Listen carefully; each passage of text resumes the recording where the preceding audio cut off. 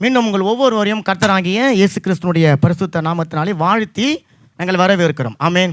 இந்த வாரத்திலிருந்து பரிசுத்த ஆவியானவருடைய கிரியைகள் அப்படிங்கிற ஒரு தொடர் செய்தியை நம்ம பார்க்க போகிறோம். சென்ற ஆண்டு இதே பெந்தகோஸ்து நாளில் பரிசுத்த ஆவியானவருடைய செயல்பாடுகள், பரிசுத்த ஆவியானவரை குறித்து ஒரு 7 வாரங்கள் நம்ம சென்ற வருடங்களை போதித்திருக்கிறோம்.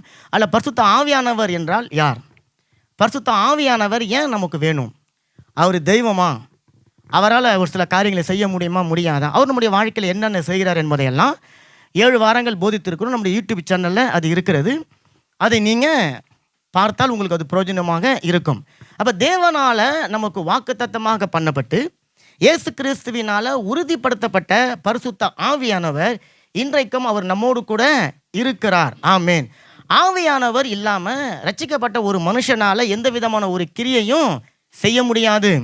எப்படி மூச்சு இல்லாமல் ஒரு மனுஷன் செயல்பட முடியாதோ, அதே போல் பரிசுத்த ஆவியானவர் என்கின்ற ஜீவ சுவாசம் இல்லாமல் ஒரு மனுஷனால் எந்த விதமான ஒரு செயலையும் செய்ய முடியாது. தேவனுடைய வசனங்களை, தேவனுடைய வார்த்தைகளை, அவருடைய தரிசனங்களை, அவருடைய திட்டங்களை, அவர் உங்களுக்காக எனக்காக வைத்திருக்கிற பரலோகத்தினுடைய நன்மைகளை ஒரு மனுஷன் பரிசுத்த ஆவியானவர் இல்லாமல் முதல்ல புரிஞ்சு கொள்ள முடியாது, ரெண்டாவது அதை பெற்றுக்கொள்ளவே முடியாது. அப்போ பரிசுத்த ஆவியானவர் ஒரு மனுஷனுடைய வாழ்க்கையில் ரொம்ப பிரதானமான ஒரு இடத்துல அவர் இருக்கிறார்.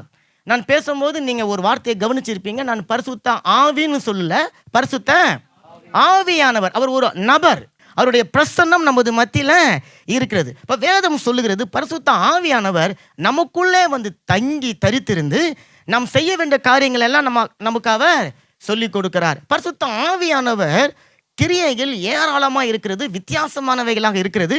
ஒவ்வொரு காரியத்துக்கும் பின்னால் தேவனுடைய திட்டங்கள், தேவனுடைய விளக்க முடியாத அந்த காரியங்கள் எல்லாமே இருக்கிறது. ஆமேன். அப்போ பரிசுத்த ஆவியானவர் முதல்ல ரட்சிக்கப்பட்ட மனுஷனுக்கு எதற்காக கொடுக்கப்படுகிறார்னு சொன்னால் அந்த மனுஷனுக்கு உதவி செய்ய. ஆமேன். பரிசுத்த ஆவியானவர் உங்களுக்கு உதவி செய்யும்படிக்காக அவர் கொடுக்கப்பட்டிருக்கிறார். உதவி செய்யணுன்னே நீங்கள் ஒரு சர்வெண்ட் நினைக்கக்கூடாது, ஒரு வேலைக்காரன் பேர் நினைக்கக்கூடாது.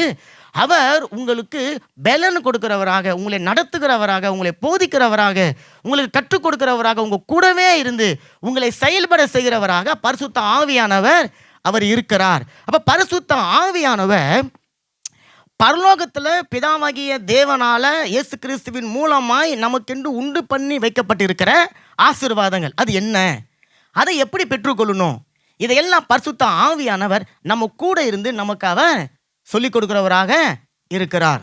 அப்போ பரிசுத்த ஆவியானவருடைய கிரியைகளை நம்ம தொடர் செய்தியாக பார்க்க போகிறோம். அப்படினால இன்றைக்கு ஒரு 2 கிரியைகளை, பரிசுத்த ஆவியானவருடைய கிரியைகளை பார்க்க போகிறோம். முதல்ல ஒரு மனுஷன் ரட்சிக்கப்படாமல் இருந்தாங்க அப்படின்னு சொன்னால் அவங்களுடைய வாழ்க்கையில் பரிசுத்த ஆவியானவர் செய்கிற முதல் கிரியை என்ன தெரியுங்களா? ரட்சிக்கப்படாத ஒரு மனுஷன், இயேசு கிறிஸ்துவை அறியாத ஒரு மனுஷனாக இருந்தால் முதல்ல அந்த மனுஷங்கிட்ட பரிசுத்த ஆவியானவர் பாவத்தை குறித்து உணர்த்துகிறார். ஆமேன். பாவத்தை குறித்து உணர்த்துகிறார். சரி, பாவம் என்றால் என்ன, என்னதுங்க சொல்லுங்க. Very good. யோவான் 16ஆம் அதிகாரம் 9ஆம் வசனம் எடுக்க வேணாம். அதில் ஆண்டவர் சொல்றாரு, பாவம்னு சொல்லும் போது என்னன்னு சொன்னா, என்னை விசுவாசியாமல் இருக்கிறபடினால பரிசுத்த ஆவியானவர் வந்து பாவத்தை குறித்து கண்டிக்கிறார். இது ரட்சிக்கப்பட்டவங்களுக்கு, ரட்சிக்கப்படாதவர்களுக்கு. என்னை விசுவாசிக்காமல் இருக்க, இயேசுவை ஒரு மனுஷன் விசுவாசிக்காமல் இருக்கிறான் இல்லைங்களா, அவங்க எல்லாம் வேதத்தின் பிரகாரம் பாவி. சொல்லுங்க, பயப்படாம சொல்லுங்க. ஆமாம், நாமெல்லாம் பாவி இல்லை இல்லை, இயேசு ஏற்றுக்கொண்டிருக்கிறோம். அப்போ எந்த ஒரு மனுஷன் சரீரத்தில் செய்கிற பாவத்தை குறித்து, அது பாவம் தான், அதை குறித்து இங்கே வேதம் சொல்லலை. வேச்சாரமோ வேசித்தனமோ அல்லது நம்ம சரீர இச்சைகளின்படி செய்கிறதோ அல்லது பொய், எந்த ஒரு பாவமாக இருந்தாலும் அந்த பாவத்தை குறித்து இங்கே வசனம் சொல்லாமல் ஒரு மனுஷன் இயேசு கிறிஸ்துவை விசுவாசிக்காமல் இருக்கிறதே பாவம். அப்போ இயேசுவை விசுவாசிக்கலன்னு சொன்னால் இயேசுனுடைய கட்டளைகளை அவன் ஏற்றுக்கொள்ள மாட்டான், இயேசுனுடைய பிரமாணங்களை ஏற்றுக்கொள்ள மாட்டான், சபைக்கு வரணும் என்று சொல்லி அவனுக்கு தோன்றாது. சபையில் வந்து தாழ்த்திருந்து கீழ்ப்படிந்து கற்றுக்கொள்ள வேண்டிய காரியங்களை கற்றுக்கொள்ளணும் என்கின்ற காரியங்கள்லாம் அவனுக்கு தெரியாமல் இருக்கிறபடினால பரிசுத்த ஆவியானவர் என்ன பண்ணுறார், முதல்ல அந்த மனுஷனுக்குள்ளே வந்து அவங்கிட்ட நீ பாவம் செய்து கொண்டு இருக்கிற, நீ பாவியாக இருக்கிற, அப்போ உன்னுடைய பாவம் தீர்ந்து உன்னுடைய பாவி என்கின்ற அந்த பெயர் மாறி நீ பரிசுத்தவானாய் மாறணும்னு சொன்னால் உனக்கு ஒரு இரட்சகர் வேணும், உனக்கு இயேசு கிறிஸ்து வேணும். அந்த இயேசு கிறிஸ்து தான் உனக்காக ரத்தத்தை சிந்தி பரலோக ராஜ்யத்துக்குள்ளார வைத்திருக்கிற சகல ஆசீர்வாதங்களுக்கும் உன்னை சொந்தக்காரனாக மாற்றியிருக்கிறாரு. ஆகவே நீ அவரை ஏற்றுக்கொள்ளணும் என்று சொல்லி அந்த மனுஷங்கிட்ட இயேசுவை குறித்து, இயேசுனுடைய வார்த்தைகளை குறித்து, சுவிசேஷத்தை குறித்து பரிசுத்த ஆவியானவர் அவனுக்குள்ள போதிக்கிறார். ஆமேன். இது முதல் கிரியை பாருங்க. ஆமேன். அப்போ பரலோக வாழ்க்கையை குறித்து, பரலோகத்தில் போய் நம்ம பெற்றுக்கொள்ள போகிற நித்திய ஜீவனை குறித்து, இயேசு கிறிஸ்துவோடு கூட என்றென்றைக்கும் வாழக்கூடிய அந்த வாழ்க்கையினுடைய முக்கியத்துவத்தை குறித்து பரிசுத்த ஆவியானவர் ஒரு மனுஷன்கிட்ட பேசி அவனை பரலோகத்துக்கு சொந்தக்காரனா மாற்றுகிறார். ஆமேன். அவனுடைய வாழ்க்கையை புதிதாக்குகிறார், மறுரூபப்படுத்துகிற. நல்ல கரங்களை தட்டுங்களேன். எல்லாவற்றுக்கும் மேலாக அந்த மனுஷன் உலகத்தின் மனுஷனா இருக்கிறான். இப்போ அவனை பரலோகத்தினுடைய சொந்தக்காரனாக, தேவனுடைய மனுஷனாக மாற்றுகிறார். அந்த மனுஷன் பாவத்தில் மரிச்சு போயிருக்கிறான். இப்போ இயேசு கிறிஸ்துவோடு கூட அவருடைய மரணத்தோடு கூட ஒப்புரவாக்கி, அந்த மரணத்தில் இயேசு கிறிஸ்து எப்படி உயிர்த்தெழுந்தாரோ அதே போல அந்த மனுஷனும் உயிர்த்தெழ வேண்டும் என்பதற்காக, பரலோகத்தினுடைய பிள்ளையாக மாற வேண்டும் என்பதற்காக பரிசுத்த ஆவியானவர் அவனுக்கு போதிக்கிறார். ஆமென். அப்படி போதிக்கப்பட்டு வழிநடத்தப்பட்ட யாராவது ஒருத்தவங்களை பேர் சொல்லுங்களா? கரங்களை தட்டுங்களா? அப்படி போதிக்கப்பட்டு, கற்றுக் கொடுக்கப்பட்டு, பாவங்கள் உணர்த்தப்பட்டு, இயேசுவின் ரத்தத்தினால கழுவப்பட்டு, நீதிமானாய் மாறி பரிசுத்த ஆவியானவர் நடத்தப்பட்டு கொண்டு இருக்கிறவங்க தான் நீங்களும் நானும். நல்ல கரங்களை தட்டுங்களா? அப்போ பரிசுத்த ஆவியானுடைய இந்த முதல் கிரியை உலகத்தில் ரத்தத்தோடும் மாம்சத்தோடும் பிறந்த எல்லா மனுஷனுக்கும் இதை பரிசுத்த ஆவியானவர் செய்கிறார், செய்து கொண்டு இருக்கிறார். இது முதல் கிரியை. இப்போ ரெண்டாவது கிரியை நம்ம பார்க்க போய், ரெண்டாவது கிரியை பரிசுத்த ஆவியானவர் உலகத்தில் இருக்கிற ஜனங்களோடு கூட இதை டீல் பண்ணாமல் தேவனுடைய பிள்ளைகளோடு கூட டீல் பண்ணக்கூடிய ஒரு கிரியை. ஆமென். அப்போ மனம் திரும்பி இயேசு கிறிஸ்துனுடைய ரத்தத்தினால கழுவப்பட்டு நீதிமானாக மாற்றப்பட்டு சபையில் உட்கார்ந்து போதனைகளை ஏற்றுக்கொண்டு இருக்கிற ஒரு மனுஷன் இருக்கிறான் பாருங்க, ஒரு மனுஷி இருக்கிறா பாருங்க, அவர்களோடு கூட பரிசுத்த ஆவியானவர் டீல் பண்ணுகிறார். அவர்களுக்கு அவர் கிரியைகளை வெளிப்படுத்தி கொண்டு அவர் இருக்கிறார். ஆமென். அப்போ முதல்ல ஒரு மனுஷன், மரித்திருக்கிற மனுஷன், அவன் உயிர் தெழுந்து பரலோக ராஜ்யத்துக்கு சொந்தமாக மாறுகிறது பரிசுத்த ஆவியானவருடைய அபிஷேகம் கிடையாது. ஆனால் இப்போ ரெண்டாவது, அப்படி உயிர் தெழுந்த ஒரு மனுஷன் சபையில் அந்த நித்திய ஜீவனுக்கு போகிற வரைக்கும் ஒவ்வொரு நாளும் அவன் கற்றுக்கொண்டு காத்திருந்து கீழ்ப்படிந்து பரிசுத்த ஆவியானவருக்கு இடம் கொடுத்து செயல்பட்டு கொண்டு இருக்கிறான்ல, அப்படி செயல்பட்டு கொண்டு இருக்கிற மனுஷனுடைய வாழ்க்கையில் பரிசுத்த ஆவியானவருடைய கிரியைகள் பூரணமாக விளங்க பண்ணும். நல்ல கரங்களை தட்டுங்களேன். இப்போ ஒரு வசனம் வாசிச்சா உங்களுக்கு புரியும். யோவான் 4வது அதிகாரம் 14வது வசனம். Mais celui qui boira de l'eau que je lui donnerai n'aura jamais soif, et l'eau que je lui donnerai deviendra en lui une source d'eau qui jaillira jusque dans la vie éternelle. நான் கொடுக்கும், நல்ல வசனங்களை கவனிங்க, நான் கொடுக்கும் தண்ணீரை குடிக்கிறவனுக்கோ ஒரு காலம் தாகம் உண்டாகாது, நான் அவனுக்கு கொடுக்கும் தண்ணீர் அவனுக்குள்ள நித்திய ஜீவகாலமாய் ஊறுகிற நீரூற்றாய் இருக்கும் என்றார். இங்க நீங்க கவனிக்க வேண்டிய ஒரு வசனம், குடிக்கிறவனுக்கோ. இந்த குடி இல்லை. ஆண்டவர் சொல்றார், நான் ஒரு தண்ணி கொடுக்க போறேன், அந்த தண்ணியை கொடுக்கிறவனுக்கோ. இந்த வசனம் ரட்சிக்கப்பட்ட தேவ பிள்ளைகளுக்கு கிடையாது. இன்னும் இயேசு கிறிஸ்துவை ஏற்றுக்கொள்ளாம இருக்கிற ஒரு மனுஷன். ஆமேன். ஆண்டவர் சொல்றார், நான் கொடுக்க போற தண்ணியை யாரெல்லாம் குடிக்கணும் அப்படின்னு சொல்லி விரும்புறாங்களோ அவர்களுக்கு நான் இந்த தண்ணியை கொடுக்க போறேன் அப்படின்னு ஆண்டவர் சொல்றார். இப்போ இதில் முக்கியமா யாரெல்லாம் குடிக்க விரும்புகிறார்களோ, விருப்பம் இருக்கணும். இயேசு கட்டாயப்படுத்தி யார் வாயிலும் ஊத்திலாம் விட மாட்டார். வாங்கிக்கணும், அவன் விரும்பணும், அவன் ஆசைப்படணும். அப்ப இயேசு கிறிஸ்து கொடுக்குற தண்ணியை நான் குடிக்கணும் என்று சொல்லி அவன் விரும்பணும். காரணம் பாருங்களேன், அந்த மனுஷனுடைய வாழ்க்கையில நிறைய தாகம் இருக்கு, அந்த மனுஷனுடைய வாழ்க்கையில நிறைய ஆசை இருக்கு, நிறைய விருப்பம் இருக்கு, நிறைய ஏக்கம் இருக்கு. அந்த ஏக்கத்தை உலகத்தில் இருக்கிற மெட்டீரியல் லைஃப்ல அவன் தேடி கண்டுபிடித்து அதன் மூலமாக தன்னை சந்தோஷப்படுத்தி கொண்டு தாகத்தை தீர்த்து கொள்ள ஓடிக்கொண்டு இருக்கிறான். ஆனால் ஆண்டவர் சொல்றாரு, அப்ப நீ ஓடி, நீ குடிச்சு, நீ தேடி கண்டுபிடிச்சு சாப்பிட்ட தண்ணி மாதிரி இது கிடையாது. நான் கொடுக்கிற தண்ணி நீ குடிச்சினா உனக்கு ஒரு காலமும் தாகம் எடுக்காது. இந்த ஸ்டேட்மெண்ட்டை ஆண்டவர் ஓப்பன் காலிங்கா உலகத்தில் இருக்கிற எல்லா ஜனங்களையும் பார்த்து இயேசு சொல்லுகிறார், நான் கொடுக்கிற தண்ணியை குடிக்கிறவனுக்கோ என்ன இருக்காதுங்களாம், தாகமே இருக்காது. ஆமென். இப்போ ஆண்டவர் சொல்றாரு, நான் கொடுக்கிற தண்ணீர் எப்படிப்பட்ட தண்ணீர்னு சொன்னா, ஊறிக்கொண்டே இருக்கக்கூடிய ஒரு தண்ணீர். அந்த தண்ணீருக்கு ஒரு முடிவு இல்லை. அந்த தண்ணீர் மாறி போய் நின்று போய் விடாது. அது ஜீவ ஊற்றை போல ஊறிக்கொண்டே இருக்கிற ஒரு தண்ணீர். அந்த தண்ணியை ஒரு கிணறு போல, சுரக்கிற ஒரு கிணறு போல நான் வந்து வச்சிருக்கிறேன். நீ உன்னுடைய தாகத்தை தீர்க்க என்கிட்ட நீ வந்து அந்த தண்ணீரை நீ குடிக்கணும் அப்படின்னு சொல்லி இயேசு கிறிஸ்து இங்கே சொல்றார். அப்போ தண்ணீரை குடிக்கணும், தாகம் எடுக்கிறவனுக்கு குடிக்கணும், குடிக்க விரும்புகிறவனுக்கு குடிக்கணும் அப்படின்னு சொன்னவனே, இந்த தண்ணீர் என்று சொல்லும்போது இது யாரை குறித்து பேசிக்கொண்டு வருகிறது? பரிசுத்த ஆவியானவரை குறித்து கர்த்தராகிய இயேசு கிறிஸ்து பேசிக்கொண்டு வருகிறார். இப்போ நல்லா உச்சி வெயில் இல்லை, நல்லா உச்சி வெயிலில் ஒரு மனுஷன் நடந்து வந்து கொண்டு இருக்கிறான். அவனுக்கு தாகம் எடுக்குது. அப்போ தாகம் எடுக்கும்போது நீங்கள் ஒரு டம்ளர் தண்ணி அவனுக்கு கொடுத்துட்டீங்கன்னா அவனுடைய இருதயம் எப்படி இருக்குங்க? தண்ணியை குடிச்சு அதை வாங்கி குடித்த உடனே அவன் பெரிய பரலோகத்துக்கு போயிட்டு வந்த மாதிரி சந்தோஷப்படுவான்ல. இப்போ அந்த மாதிரி நடந்து வந்து கொண்டு இருக்கிறவனுக்கு டம்ளர் தண்ணி கிடையாதுங்க, அந்த ஒரு கிணறையே எடுத்து உள்ள வைக்கிறாருங்க. கரையில் தட்டுங்க. ஒரு டம்ளர் தண்ணிக்காக ஏங்கி நிற்கிறவனுக்கு இயேசு சொல்றாரு, அப்ப இங்க வா, நான் உனக்கு சுரக்கிற நீர் ஊற்றா இருக்கிற ஒரு கிணறையே தூக்கி நான் உனக்குள்ள வைக்கிறேன்.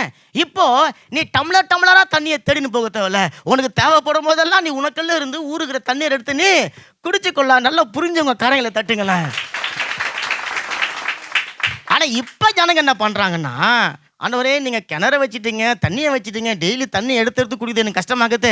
அப்போ நான் டம்ளர் டம்ளராக தண்ணியை ஊடா தேடி போய் என் சொந்தக்காரன் இருப்பான், மாமா இருப்பான், மச்சான் இருப்பான், என் வீட்லாம் போயிட்டு நான் ஒரு டம்ளர் தண்ணியை குடிச்சு நான் தாகத்தை தீர்த்துக்கிறேன். எனக்கு எப்போல்லாம் தண்ணி தேவைப்படுதோ அப்போல்லாம் நான் தேர்ந்துக்கிறேன். எதுக்கு நீங்கள் எனக்கு ஒரு தேவையில்ல ஒரு கிணற கொடுக்க போகிறீங்க அப்படின்னு சொல்லிட்டு அவங்களுடைய தாகத்தை தீர்க்க எங்கெங்கோ ஓடிக்கொண்டு இருக்கிறாங்க. மதம் அப்படின்ற போர்வையில் இல்லை, கடவுள் என்கின்ற போர்வையில், சொந்தக்காரங்க என்கின்ற போர்வையில், பணம் என்கின்ற போர்வையில், வேலை என்கின்ற போர்வையில், உல்லாசம் என்கின்ற போர்வையில் சுற்றி கொண்டு இருக்கிறது போர்வையில், வக்காசு ஹாலிடேஸ் போகிற அந்த போர்வையில் எங்கெங்கேயோ போய் ஒரு டம்ளர் தண்ணிக்காக ஜனங்க அலைஞ்சு கொண்டு இருக்கிறாங்க.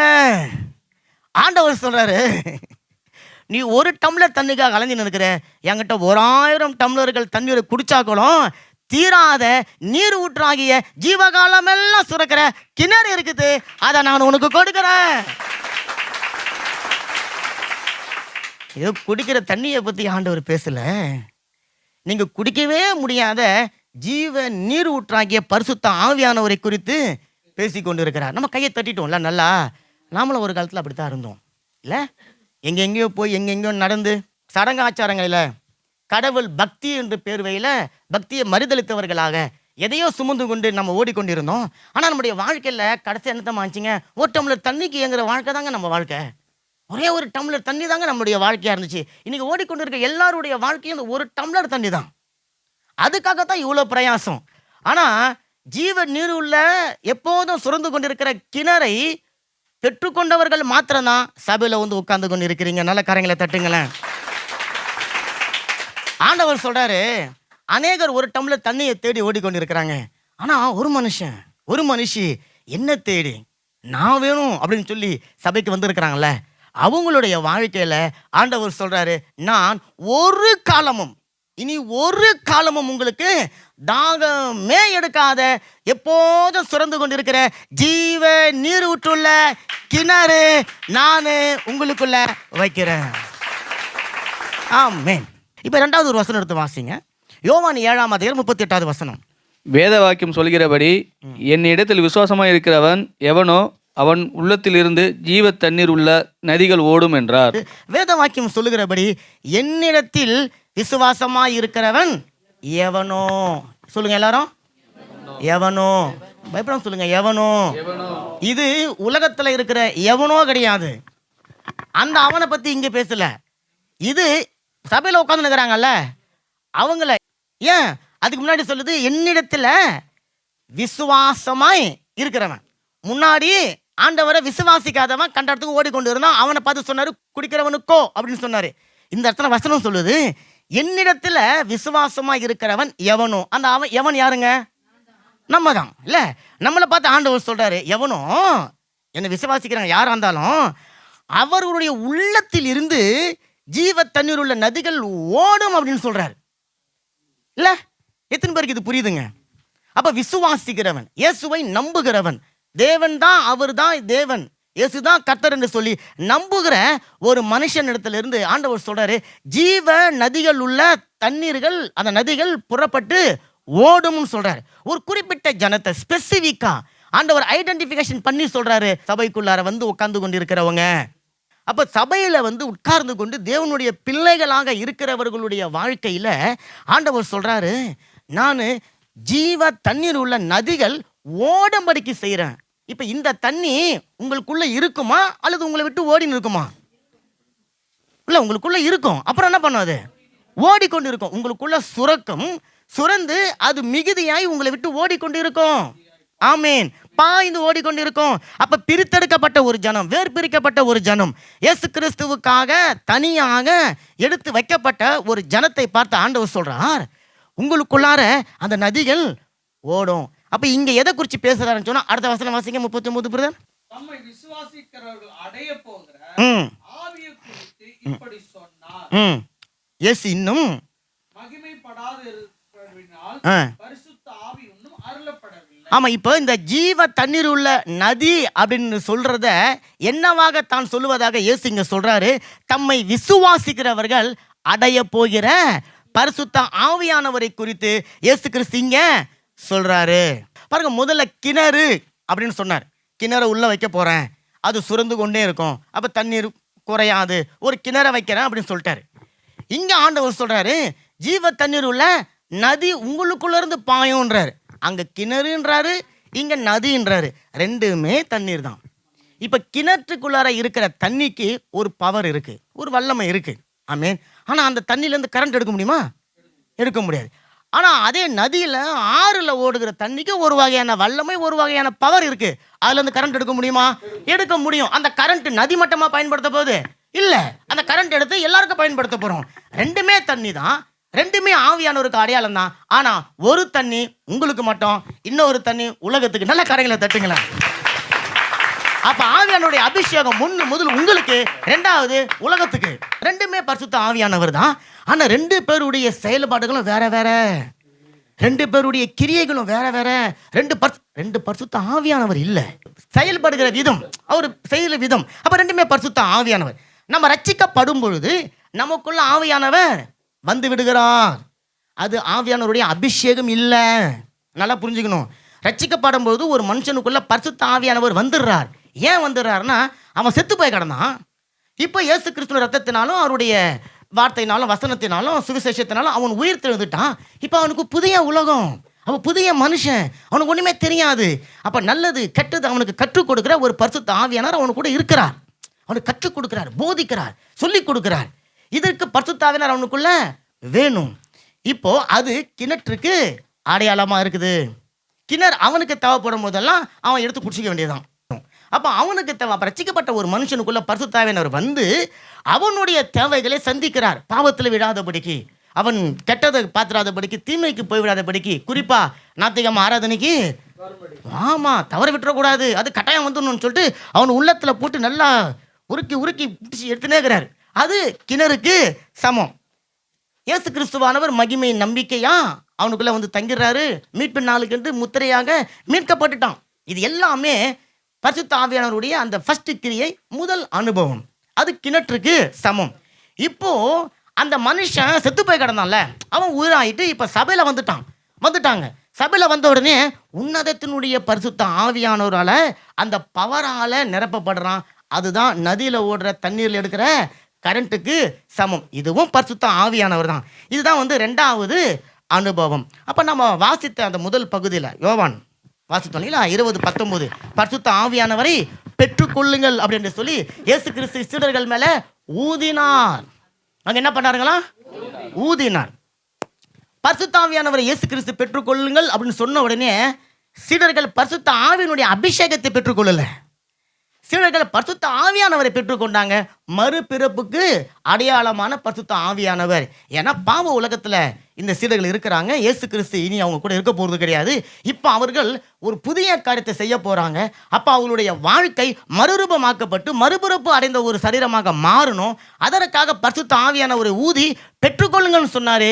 இது பரிசுத்த ஆவியானவருடைய அபிஷேகத்தின் நிறைவு கிடையாது. எத்தனை பேருக்கு புரியுதுங்க? ஏன் அவங்க மேல சீடர்கள் மேல பரிசுத்த ஆவியானவரை பெற்றுக்கொள்ளுங்கன்னு சொல்லிட்டு இயேசு கிறிஸ்து ஊதணும்? அப்போ ஊதுவது என்கிறது ஏதோ ஒரு கிரியை அங்க செய்யுது, சுஃப்ளே பண்றது, ஊதுறது. இயேசு கிறிஸ்துக்குள்ள இருந்து வருகிற அந்த ஜீவனுக்குள்ளார ஏதோ ஒன்று இருக்குது. அப்போ நீங்க அப்படியே ஃபிளாஷ்பேக் கட் பண்ணி அப்படியே போனா ஒரு மண்ணு பொம்மைக்கு முன்னாடி பிதாவாகிய தேவன் உட்காந்துங்கிறாரு. இப்போ மூக்கில் பிதா என்ன பண்றாரு? வாயை வச்சு ஊதுறாரு. ஊதுன உடனே ஒரு மண்ணு பொம்மை என்ன ஆச்சு? மனுஷனா மாறிடுச்சு. ஐ மீன் மண்ணா இருந்தது இப்போ உயிருள்ள ஒரு மனுஷனா மாறிடுச்சு. அப்போ அங்கே பொம்மையா காணா இப்போ யார் வந்துருக்குதுங்க? அதுதான் நம்பலாம். நல்லா கை தட்டுங்களேன். இப்போ மண்ணா இருந்த மனுஷன் மகிமையின் பிதாவாகிய தேவனுடைய ரூபமா மாறணும்னு சொன்னா அங்க ஊதணும். அப்ப இயேசு கிறிஸ்துனுடைய அந்த ஊதல் என்பது புதிய படைப்பாக மறுரூபமாக மாற்ற பண்ணக்கூடிய ஒரு கிரியையை பிதாவாகிய தேவனுடைய ஆவியானவருடைய அந்த காரியத்தில் செய்தது போல பிதா எப்படி மண்ணை ஊதி மனுஷனா மாத்தினாரோ அதே போல இயேசு கிறிஸ்து என்ன பண்றாரு? சீடர்கள் மேல ஊதுறாரு. சீடர்கள் மேல ஊதுன உடனே சீடர்கள் இது வரைக்கும் இருந்தது போல இல்லாம மறுரூபமாக்கப்படுறாங்க. மறுரூபம்னா அந்த மறுரூபம் இல்லை, ஒரு புதிய வாழ்க்கை. ஏற்கனவே வாழ்ந்து கொண்டிருந்த வாழ்க்கைக்கு ஒரு முற்றுப்புள்ளி வச்சுட்டு ஒரு புதிய வாழ்க்கை, ஒரு புதிய துவக்கத்தை, ஒரு புதிய சுபாவத்தை அவங்க பெற்றுக்கொள்ள போறாங்க. அதற்கு பரிசுத்த ஆவியானவர் அவர்களுக்கு வேணும். அதனால அவர்களுக்குள்ள பரிசுத்த ஆவியானவரை அவர் ஊதுகிறார். அப்ப பரிசுத்த ஆவியானவரை ஊதும் பொழுது அவர்கள் பரிசுத்த ஆவியானவர் அபிஷேகத்தை பெற்றுக்கொள்ளல. இயேசு கிறிஸ்து பரலோகம் ஏறுவதற்கு முன்பாக, ஏறி செல்வதற்கு முன்பாக எந்த ஒரு சீடனும் பரிசுத்த ஆவியானவருடைய அபிஷேகத்தினால பூரணமாய் நிரப்பப்படல. இயேசு கிறிஸ்து சீடர்கள் மேல ஊதுறாருன்னு சொன்னா என்னன்னு சொன்னா அவர்களுக்குள்ள ஒரு உயிர் மீட்சை, அவர்களுக்குள்ள ஒரு உயிர் திரட்சியை அங்க அவர் ஊதுகிறார். அப்ப இது ஆவிக்குரிய ஒரு செயலா இருந்தாலும் இந்த ஊதுவருக்கு பின்னால ஒரு ஆவிக்குரிய அனுபவம் இருக்கு, ஒரு ஆவிக்குரிய பிழைப்புக்கான ஒரு ஆரம்பம் இருக்கிறது. இதுதான் மறுபடியும் பிறந்ததற்கான ஒரு அனுபவம். இது கிணற்று நீருக்கு சொந்தமான, அதுக்கு அடையாளமான ஒரு நிகழ்வு. இப்போ இந்த சீடர்கள் அப்போஸ்தலர் நடவடிக்கைகள் 2ஆம் அதிகாரத்தில் காத்திருந்து பரிசுத்த ஆவியானவரை பெற்றுக்கொள்கிறாங்க இல்லைங்களா? அது பரிசுத்த ஆவியானவருடைய அபிஷேகம். அன்னைக்கு அந்த சீடர்கள் மேலே இறங்கி வந்த பரிசுத்த ஆவியானவர் அவர்களை விட்டு மறுபடியும் நீங்கவே இல்லை, அவங்களை விட்டு போகவே இல்லை. அல்லேலூயா. இப்போ அதுதான் பரிசுத்த ஆவியானவருடைய பூரணம், பரிசுத்த ஆவியானவருடைய அபிஷேகத்தினுடைய பூரணம். அப்ப இயேசு கிறிஸ்து சீடர்கள் மேல ஊதி அந்த பூரண பரிசுத்த ஆவியானவரை பெற்றுக்கொள்ளணும் என்கின்ற ஒரு தாகத்தை, ஒரு ஆசையை, ஒரு வைராக்கியத்தை, ஒரு எதிர்பார்ப்பை ஆமென் அதை அவர் உருவாக்குகிறார். அப்போ மண்ணான ஆதாமை ஊதுனும் போது அவன் புதிய உருவமாக, மனுஷனாக, ஜீவனாக அவன் மாறினதை போல பரிசுத்த ஆவியானவர் தாகம் இல்லாமல் இந்த சீடர்களுக்குள்ள அந்த தாகத்தை அவர் ஊதுகிறார். ஆமென் ஆமென். நல்ல கரைகளை தட்டுங்க. அப்போ பரிசுத்த ஆவியானவரை ஒரு மனுஷன் பெற்றுக்கொள்வது ஒரு தேவை கிடையாது, அது ஏதோ ஒரு உணர்வு கிடையாது, அது நம்முடைய வாழ்க்கையினுடைய நடைமுறை. கிறிஸ்தவன் அப்படின்னு சொன்னா கிறிஸ்து இல்லாத ஒரு மனுஷனை கிறிஸ்தவன் சொல்ல முடியாது. ஒருத்தவன் கிறிஸ்தவன் சொல்லணும்னா பரிசுத்த ஆவியானவர் இல்லாம நீ கிறிஸ்தவன் சொல்லி சொல்ல முடியாது. அப்ப பரிசுத்த ஆவியானவர் தான் நீ தான்பா கிறிஸ்தவன் அப்படின்னு உங்ககிட்ட சொல்றாரு. இன்னொருத்த கொண்டு போய் அவன் தான்பா கிறிஸ்தவன், கிறிஸ்தவல் அப்படின்னு சொல்லி சொல்றார். ஆமீன். இப்போ இது 2வது அனுபவம். ஆமீன். அப்ப 2 செயல்பாடுகளை பார்த்தோம். இந்த 2 கிரியைகளையும் இயேசு கிறிஸ்து ஒரு சின்ன உவமையில சொல்லி சூப்பரா முடிச்சிட்டார். ஆமீன். அந்த உவமையை தான் நம்ம பார்க்க போகிறோம். லூக்கா 10ஆம் அதிகாரம் 30வது வசனத்தை ஒருத்தங்க வாசிங்க. Jésus prit la parole et dit: Un homme descendait de Jérusalem à Jéricho. Il tomba au milieu des brigands qui le dépouillèrent, le chargèrent de coups et s'en allèrent, le laissant à demi-mort. Amen. லூக்கா 10:30 சொல்லுது, இயேசு பிரதியுத்தரமாக, ஒரு மனுஷன் எருசலேமிலிருந்து எரிகோவுக்கு போகையில் கள்ளர் கையில் அகப்பட்டான். அவர்கள் அவன் வஸ்திரங்களை உரிந்து கொண்டு அவனை காயப்படுத்தி குற்றூராக விட்டுவிட்டு போனார்கள். சமாரியன் கதை எத்தனை பேருக்கு தெரியும்? நீங்கள்லாம் வாசிச்சிருக்கிறீங்க, நீங்கள்லாம் தியானிச்சிருக்கிறீங்க, நீங்கள்லாம் படிச்சிருக்கிறீங்கல்ல. உங்களுடைய வாழ்க்கையில் இது வரைக்கும் இந்த சம்பவத்தை கேட்காத வேற ஒரு காரியத்தை இன்னைக்கு நம்ம கற்றுக்கொள்ள போகிறோம். ஆமீன். இது முதல்ல ஒரு நடந்த சம்பவம் கிடையாது, இது வந்து ஒரு உவமை. இந்த சம்பவத்தில் நம்ம பார்த்தோம்ல, பரிசுத்த ஆவியானவருடைய 2 கிரியைகளும் இந்த சம்பவத்தில் இருக்கிறது. இந்த உவமையை இயேசு கிறிஸ்து யாருக்கிட்ட சொன்னார், எதுக்கு சொன்னார் அப்படின்னு தெரிஞ்சாதான் ஏன் இந்த ஓமையை இன்னைக்கு நான் படித்து இதன் மூலமாக பரிசுத்த ஆவியினுடைய கிரியை நான் கற்றுக்கொள்ள முடியும்? ஆமேன்.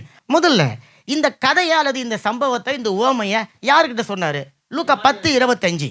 அப்போது நியாயஸ்திரி ஒருவன் எழுந்திருந்து அவரை சோதிக்கும்படி, போதகரே, நித்திய ஜீவனை சுதந்தரித்துக் கொள்வதும்படி நான் என்ன செய்ய வேண்டும் என்று கேட்டான். நல்ல கேள்வி. இப்போ இந்த சம்பவத்தினுடைய கீவேர்டுன்னு சொல்கிறோம்ல, மூல வசனம் இதுதான். இதை தெரிஞ்சுக்கினாதான் நம்ம படிக்க போகிற அல்லது வாசிக்க போகிற இந்த சம்பவத்தினுடைய ஆவியானுடைய கிரியைகள் தெரியும். இப்போ அந்த மனுஷனுடைய ஆசை என்னதுங்க? நித்திய ஜீவனை நான் எப்படி பெற்றுக்கொள்ளணும்? நித்திய ஜீவன் சொன்னால் ரட்சிப்பை எப்படி பெற்றுக்கொள்ளணும்னு கேட்குறான். அவனுடைய ஆசை, அவனுடைய நோக்கம் என்னதுங்க? தேவனை சோதிக்கும்படி, இயேசுவை சோதிக்க போகிறான், இயேசுவை டெஸ்ட் பண்ண போகிறான். நித்திய ஜீவனை சுதந்திரத்துக்கு தான் என்ன செய்யணும்னு சொன்னோன்னே இவர் எதையாவது சொல்லுவார், இவரை லாக் பண்ணிடலாம் அப்படின்னு சொல்லிட்டு அவனுடைய நோக்கம் என்னதுங்க? இயேசுவை சோதிக்கணும். ஆனால் அவனுடைய ஆசை, ஆனால் இவனுக்கு பேரு நியாயசாஸ்திரி. நியாயசாஸ்திரின்னு சொன்னால் உங்களுக்கு புரிஞ்ச மொழியில் வக்கீல், லா படித்த ஒரு வக்கீல். நம்மள சொல்லுவாங்க, வக்கீல்கிட்ட பேசலாம் ஜெயிக்க முடியுமா அப்படின்னு சொல்லுவாங்க. அடுத்ததும் சொல்லுவாங்க, வக்கீல்கிட்ட நீங்கள் போய் சொல்லக்கூடாது. அப்போ இவர் நியாயசாஸ்திரி, வக்கீல். இவர் வந்து டெஸ்ட் பண்ணுறாரு இயேசுவை. உனக்கு தெரியுமா தெரியாத, நான் டெஸ்ட் பண்ண போகிறேன், நான் வந்து நித்திய ஜீவனை பெற்றுக்கொள்ளணும், என்ன செய்யணும்? இதுதான் கேள்வி. நித்திய ஜீவனை பெற்றுக்கொள்ள என்ன செய்யணும்? இப்போ இந்த வசனத்தை, இந்த கேள்வி அவன் கேட்ட உடனே ஏசு சும்மா சாதாரணமாக பதில் கொடுத்துட மாட்டார். உடனே அவர் ஒரு கேள்வி கேட்கிறார். 26. அதற்கு அவர், நியாயப்பிரமாணத்தில் என்ன எழுதியிருக்கிறது, நீ வாசித்திருக்கிறது என்ன என்றார். சாதா தமிழில், நீ இத்தனை காலமாக வாசிச்சுக்கிறல்ல, சட்ட புக் எடுத்து வாசிச்சுக்கிறல்ல, நீ வைக்கலாக்கிறல்ல, நீ என்ன தான் வாசிச்ச அது எனக்கு சொல்லு அப்படின்னு சொன்னோடனே அவன் 27, அவன் பிரதித்தரமாக, உன் தேவனாகிய கர்த்தரிடத்தில் உன் முழு இருதயத்தோடும், உன் முழு ஆத்மாவோடும், உன் முழு பலத்தோடும், உன் முழு சிந்தையோடும் அன்பு கூர்ந்து, உன்னிடத்தில் அன்பு கூறுவது போல பிறனிடத்திலையும் அன்பு கூறுவாயாக என்று எழுதியிருக்கிறது என்றான். நியாயப்பிரமாணத்தில் என்னத்தாயா நீ படிச்சிருக்கிற, என்னதான் உனக்கு புரிஞ்சுது, நீ பெரிய வக்கீலாக இருக்கிறிய, நீ சொல்லுன்னு அவனை ஒரு கேள்வி கேட்டவனே அவன் பக்காவாக சொல்கிறான். அவன் சொல்கிறான், உன் தேவனாகிய கர்த்தரிடத்துல முழு இதயத்தோடு, முழு ஆத்மாவோடு, முழு பலத்தோடு, முழு சிந்தையோடு அன்பு கூறணும். அவனை பார்த்து ஆண்டவர் சொல்கிறாரு, நிதானமாய் உத்தரவு சொன்னாய், அப்படியே செய், அப்பொழுது பிழைப்பாய். அந்த பிழைப்பாய் என்ற வார்த்தை ரட்சிக்கப்படுவாய். அந்த பிழைப்பாய் என்ற வார்த்தை நித்திய ஜீவனை பெற்றுக்கொள்வாய். நான் உங்களை கேள்வி கேட்குறேன், அவன் நியாயப்பிரமாணத்தை அப்படியே கடைபிடிச்சா ரட்சிக்கப்படுவானா? நியாயப்பிரமாணத்தை அப்படியே அவன் கடைபிடிச்சானா ரட்சிக்கப்படவே முடியாது. காரணம், நியாயப்பிரமாணத்தை அவனால் நிறைவேற்றவே முடியாது. அப்படி இருக்கும்போது நியாயப்பிரமாணத்தை அவனால் செய்யவே முடியாதுன்னும் போது எப்படி ரட்சிக்கப்பட முடியும்? நியாயப்பிரமாணத்தினால ஒரு மனுஷன் ரட்சிக்கப்பட முடியுமா? முடியவே முடியாது, முடியவே முடியாது. ஏன்னா வசனம் இருக்குது, பின்னாடி எடுத்து காட்டுறேன். இப்போ அதனை விளக்குறேன் உங்களுக்கு. நியாயப்பிரமாணத்தினால ஒரு மனுஷனும் ரட்சிக்கப்பட முடியாது. வேதம் தெளிவாக சொல்லுது. நியாயப்பிரமாணத்தின் கிரியையினால பிதாவாகிய தேவனுடைய ரட்சிப்புக்குள்ளார எந்த ஒரு மனுஷனும் வர முடியாது. நீதிமானம் எவனும் வரவே முடியாது. இப்போ இயேசு உடனே அவனுக்கு அந்த பதிலை சொல்றாரு, நீ போய் சொன்னபடியே நீ செய்யி, அப்போது நீ பிழைப்பாய், அப்போது ரட்சிக்கப்படுவான்னு. அவனுக்கு ஒரு கேள்வி வந்துருச்சு. இப்போ அடுத்த கேள்வி அவன் கேட்குறான். 29 அவன் தன்னை நீதிமான் என்று காண்பிக்க மனதாய் இயேசுவை நோக்கி, எனக்கு பிறன் யார் என்று சொல்லி கேட்கிறான். பாருங்க, அவன் கேட்டது ஒரு கேள்வி இல்லை, அவன் கேட்டது 2 கேள்வி. நான் ரட்சிக்கப்படணும், என்ன செய்யணும்? ஆண்டவர் சொல்ல, நியாயப்பிரமாணத்தை என்ன வாசிச்ச? சிம்பிள். தேவன் அன்பு செய்யணும், மனுஷன் அன்பு செய்யணும். நீ செஞ்சிட்னா நீ ரட்சிக்கப்படுவ அப்படின்ன உடனே இவனுக்கு தேவன் அன்பு செய்யறதை பற்றி 100% தெரியும். ஏன்னா யெகோவா தேவன், சட்டங்கள் ஃபுல்லாக சொல்லுகிற ஒரு தேவன். நான் அவர் அன்பு செய்யணும் என்பது எனக்கு தெரியும், நான் சின்ன வயசுல தான் அதை செய்கிறேன். ஆனால் இப்போ 2வது உன்னுடைய பிறன் அன்பு செய்யணும்னு இவர் சொல்கிறாரு. அந்த பிறன் யாரு? இப்போ பிறன் யாருன்னு ஒரு கேள்வி அவன் கேட்டான் இல்லைங்களா? அந்த கேள்விக்கு தான் இயேசு கிறிஸ்து இந்த உவமையை சொல்கிறாரு. நான் சொன்னேன், இவன் வந்து ஒரு வக்கீல். இவங்கிட்ட சட்டத்தின் பிரகாரமாக அவனை லாக் பண்ண முடியாது. ஏன்னா சட்டத்தை நல்லா கரைச்சி குடித்தவன், வக்கீல் பட்டம் வாங்கியிருக்கான், வக்கீலாக இருக்கிறவன். ரெண்டாவது, வக்கீலுங்களுடைய வேலையே அவங்க நினைச்ச பதிலை பெற்றுக்கொள்ள வரைக்கும் போராடுவாங்க. இப்போ ஜட்ஜி கிட்ட ஒரு கிளையண்ட் எடுத்துட்டாங்கன்னா அவன் நல்லவனா கெட்டவனோ அவன் ஜெயிச்சே தீரணும். அதுக்கு எப்படியாவது அந்த ஜட்ஜினுடைய மனசை எப்படியாவது போட்டு தள்ளிடுவாங்கல்ல. அந்த மாதிரி இவன் வந்துட்டு பார்த்தா இயேசுகிட்ட இன்னைக்கு நான் நித்திய ஜீவனை பெற்றுக்கொள்ள பதிலை பெற்று தான் தீரணும். அந்த பதில் நான் விரும்புகிற பதிலாக இருக்கணும். எப்படிங்க? இன்னைக்கு நீங்களும் நானும் அப்படிதாங்க. நான் சபைக்கு வருவேன், வரணும்னா எனக்கு ஆண்டவர் இதை செய்யணும். ஆண்டவர் உங்ககிட்ட அற்புதம் செய்யணும்னு கேட்டு சபைக்கு வராதிங்க. ஆனால் அவர் தானாக செய்வாருங்க. என் பிள்ளை எனக்கு கீழ்ப்படிஞ்சு என் அன்பு செஞ்சா நான் கொடுக்க வேண்டியதெல்லாம் தானாக கொடுத்துன்னு இருப்பேன். ஆமேன். என் பிள்ளை எனக்கு உண்மையாக அன்பு செஞ்ச என் சொத்தெல்லாம் என் பிள்ளைக்கு தாங்க. என் பிள்ளை என்கிட்ட கெஞ்சி கூத்தாடி வாங்கணும் அவசியம் இல்லை. இதை புரிஞ்சுக்கோங்க. அப்போ ஆண்டவரை உண்மையாக அன்பு செய்ய நீங்கள் வாங்க. இந்த வக்கீல் சொல்கிறான், நான் இயேசுகிட்டேருந்து ஒரு பதில் கேட்க போகிறேன், அந்த பதில் நான் விரும்புகிற ஒரு பதிலாக இருக்கணும் அப்படின்னு சொல்லி அவன் அங்கே எதிர்பார்க்குறான் இல்லை. இப்போ ஆண்டவர் அதுக்கு தான் இந்த ஓமையை சொல்கிறாரு. பிறன் யார் அப்படி என்றதை அவனுக்கு புரிய வைக்கணும், அவன் ரட்சிக்கப்படணும். அதுக்கு தான் இந்த ஓமையை அவர் சொல்கிறாரு. ஆமேன். இப்போ அந்த மனுஷன் இயேசுகிட்ட தான் பிறன் யார் என்று கேட்கறதுக்கு முன்னாடி அவன் மனசில் ஒன்று நினச்சான். என்ன தெரியுங்களா? லூக்கா 10ஆம் அதிகாரம் 29 அவன் தன்னை நீதிமான் என்று காட்டணுமா. நான் நீதிமானுங்க, நான் தேவனை அன்பு செய்கிறேங்க, சாப்புருசா அன்பு செய்கிறேங்க, நான் நீதிமான் அப்படின்னு சொல்கிறான். பழைய ஏற்பாட்டு நியாயப்பிரமாணத்தின்படி நீதிமான் ஒருவனும் இல்லை, ஒருவனாகிலும் இல்லை, எல்லோரும் பாவம் செய்து தேவ மகிமை அற்றவர்களாய் போயிட்டோம். எப்போங்க? எப்போ? பழைய ஏற்பாட்டு காலத்தில், பிரமாணம் இருந்த காலத்தில், சட்டம் இருந்த காலத்தில் அந்த சட்டத்தை நீங்கள் கைப்பிடிக்க முடியாது, கடைபிடிக்க முடியாது. அப்போ வசனம் சொல்லுது எல்லாரும் ஏகமாக கெட்டு போயிட்டோம். அப்போ நீதிமான் ஒருத்தவனும் கிடையாது. ஆனால் இவன் மனசில் என்ன நினச்சினுக்கிறான்? இவன் நீதிமான் நினைக்கிறான். அப்போ ஆண்டவர் சொல்றாரு, அந்த மனுஷன் கேட்குறான், ஆண்டவரே தேவனை அன்பு செய்யுங்க அப்படின்னு நீங்க சொல்றீங்க, எனக்கு புரியுது. தேவனை நான் இத்தனை வருஷமா அன்பு செஞ்சுன்னு இருக்கிறேன். ஆனால் நான் இது வரைக்கும் அன்பு செய்யாத பிறன் ஒருத்தன் இருக்கிறான்ல, அவன் யாருன்னு எனக்கு தெரிஞ்சிட்டா போதும், நான் ரட்சிக்கப்பட்டுருவேன். ஏன்னா ஆண்டவர் அவன் கேட்ட கேள்வி 2 பதில் சொல்றான். நீ தேவனை அன்பு செய்யணும், பிறனை அன்பு செய்யணும். இப்போ இந்த பிறனை அன்பு செய்யறது அவனுக்கு தெரியாது, பிறனை அன்பு செஞ்சதே கிடையாது. இப்போ அவனுக்குள்ள ஒரு ஏக்கம் வந்துருச்சு. அந்த ஏக்கம் பதிலை பெற்றுக்கொள்ளணும் நோக்கம் கிடையாது, நான் நீதிமான் என்கிறத நிரூபிக்கணும். அப்போ அவன் கேட்குறான், என்னுடைய பிறன் யாரு அப்படின்னு கேட்குறான். ஓகே, இப்போ அது தெரிஞ்சிட்டா நான் நீதிமானம் ஆயிடுவேன், நான் பரலோக ராஜ்யத்துக்குள்ளே போயிடுவேன், அதனால எனக்கு யாருன்னு சொல்லுங்க அப்படின்னு சொல்லி இயேசுக்கிட்ட அவன் கேட்கும் பொழுது இயேசு இந்த ஓமையை அவனுக்கு சொல்றாரு. இப்போ இந்த ஓமையை நம்ம வாசிச்சோம் இல்லைங்களா? இப்போ இயேசு கிறிஸ்து அவனை பார்த்து ஒரு கேள்வி கேட்கிறார். வாசிங்க 36வது வசனம். இப்படி இருக்க கள்ளத்தில் அகப்பட்டவனுக்கு இந்த 3 பேரில் எவன் பிறனா இருந்தான் உனக்கு எப்படி தோன்றுகிறது என்றார். பாருங்க, இயேசு அவன் கேட்ட கேள்விக்கு 3 சாய்ஸ் கொடுக்குறார். அவன் கேட்ட கேள்வி என்ன கேட்டான்? என்னுடைய பிறன் யாருன்னு கேட்டான். அப்போ ஆண்டவர் சொல்றாரு, ஒரு ஆசாரியன், ஒரு லேவியன், ஒரு சமாரியன். அப்போ அந்த 3 சாய்ஸ்ப்பா உனக்கு, ஏபிசி. இதில் எது உன்னுடைய சாய்ஸு? நீ என்ன நினைக்கிற? அப்போ அவன் அந்த 3ல் 1 தான் சொல்லணும். ஒன்று ஆசாரியன் சொல்லலாம், லேவியன் சொல்லலாம், சமாரியன் அப்படின்னு சொல்லி அவன் சொல்லலாம். இப்போ அவன் ஆண்டவர்கிட்ட கேட்ட கேள்வி மறுபடியும் உங்களுக்கு ஞாபகப்படுத்துறேன். ஏன்னு கேட்டீங்கன்னா, இந்த சம்பவத்தை போட்டு நல்லா தப்பாக புரிய வச்சு நம்மளை எல்லாரும் மாற்றி வச்சுருக்கிறாங்க. என்னால் கவனிங்க. அவன் ஆண்டவர்கிட்ட கேட்டது, நான் ரட்சிக்கப்படணும். ஓகேங்களா? ரட்சிக்கப்படணும்னு சொன்னால் 2 காரியம் தான் செய்யணும். ஒன்று, தேவனை நேசிக்கணும். எந்த அளவுக்கு தேவனை நேசிக்கிறோமோ அதே போல் பிறனை நேசிக்கணும். இப்போ தேவனுக்கு தான் 100% கொடுக்கணும். ஆனால் பிறனை நீங்கள் என்ன பண்ணணும்? அன்பு செய்யணும். இப்போ இந்த பிறனை அன்பு செய்யணுன்னே இவனுக்கு இங்கே பயங்கரமாக கஷ்டமாயிடுச்சு. பிறனை அன்பு செய்யணும்னா எனக்கு யார் பிறன் அது தெரிஞ்சிட்டா நான் ரட்சிக்கப்பட்டுருவோன்னே ஆண்டவர் சொல்கிறார், இங்கே வா 3 பேர் சொல்கிறேன். ஒன்று ஆசாரியன், லேவியன், சமாரியன். இந்த 3 பேரில் ஒருத்தன் வந்தாமல் உன்னுடைய பிறன். நீ அவனை அன்பு செஞ்சிட்டா நீ பரலோகத்துக்கு போயிடலாம்.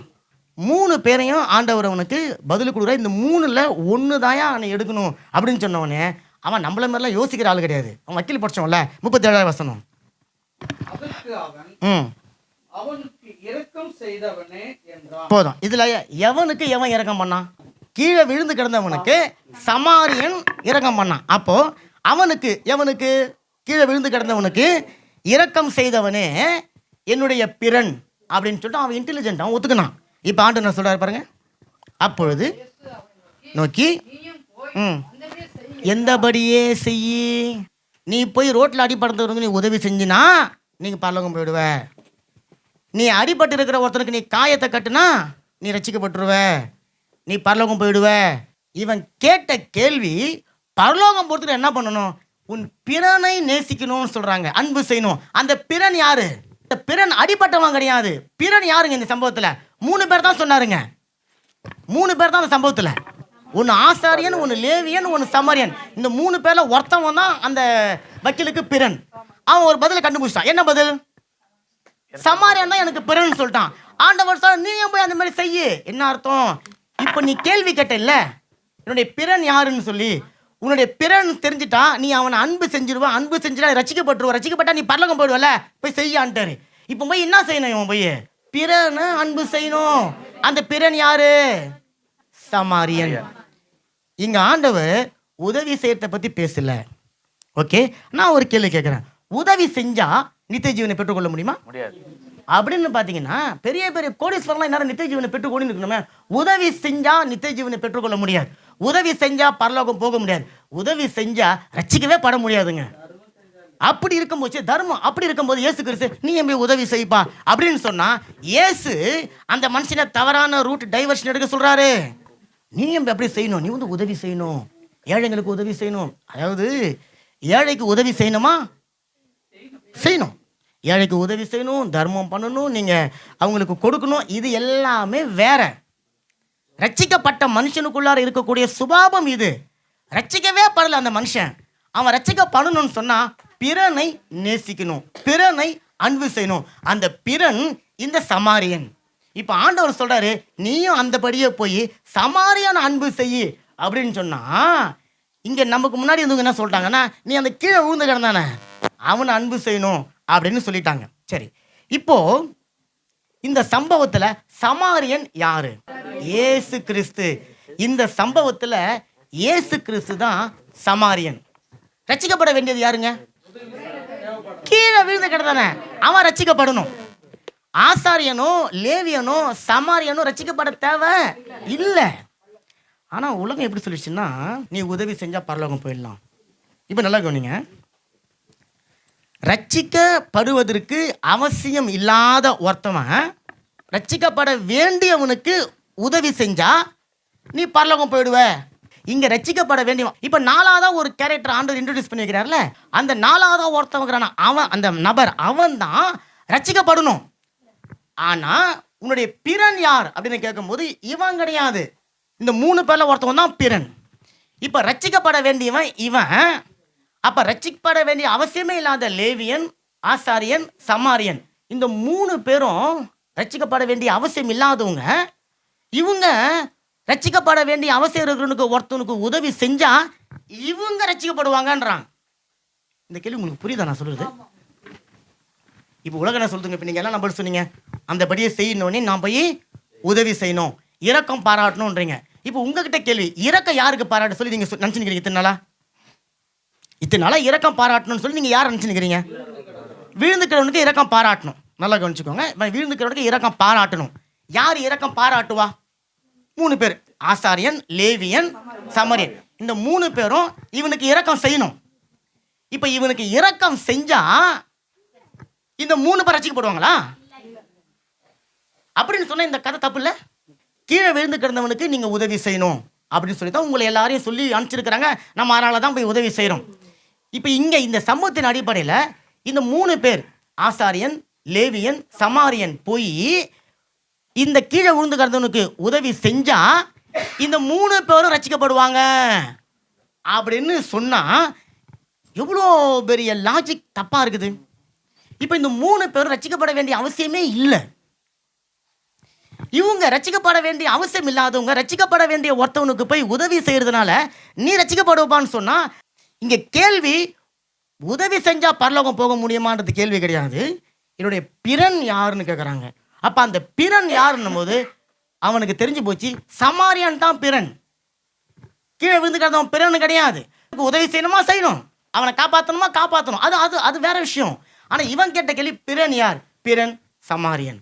அப்ப சமாரியனை நான் அன்பு செஞ்சிட்டா போதும், நான் பரலோகம் போயிடுவேன், இந்த ஓமையின் பிரகாரம். அப்ப இந்த சமாரியன் யாருங்க? கர்த்தராகிய இயேசு கிறிஸ்து. நீ இயேசு கிறிஸ்துவை அன்பு செஞ்சிட்டா போதும். ஆமென்.